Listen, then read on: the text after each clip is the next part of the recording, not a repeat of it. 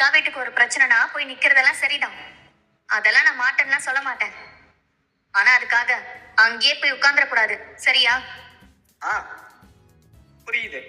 மறுபடியும் மச்சான் கடைக்கு போய் வியாபாரம் பார்க்கணும்னு நின்னிய, அவ்வளவுதான் சொல்லிட்டேன். இல்ல, அப்படியெல்லாம் ஒண்ணும் போக மாட்டேன். நான் போனாலும் மச்சான் அதுக்கு ஒத்துக்கவே மாட்டாரு. எங்க அண்ணனுங்க எங்க? அவங்க மேல இருக்காங்க. சரி, நான் போய் இந்த லெட்டரை கொடுத்துட்டு வந்துடுறேன். இத ராஜி உங்ககிட்ட கொடுக்க சொல்லுச்சு. வச்சு கொடுக்க சொல்லல. ஆமா.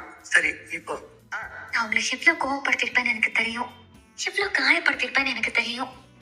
கல்யாணம் நிச்சயமானதுல இருந்து கடைசியா நீங்க என்னை வந்து கூப்பிட்ட வரைக்கும் உங்களுக்கு பிடிக்காத நிறைய விஷயங்கள் நான் பண்ணியிருக்கேன். கல்யாணத்துக்கு முந்தின நாள் நான் ஓடி போனேன்.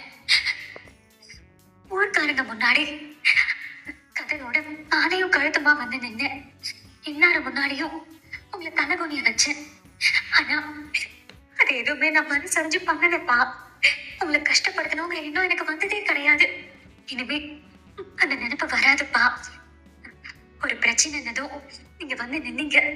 எதுவா இருந்தாலும் ஓடி வந்து சொல்ற உங்க பொண்ணு சித்தப்பா சித்தப்பான்னு உங்களே சுத்தி வர உங்க ராஜிமா சொல்லாம கொல்லாம ஒரு நாள் வீட்டை விட்டு ஓடி போனா அது உங்களுக்கு எவ்வளவு கஷ்டமா இருக்கும்னு எனக்கு தெரியும்.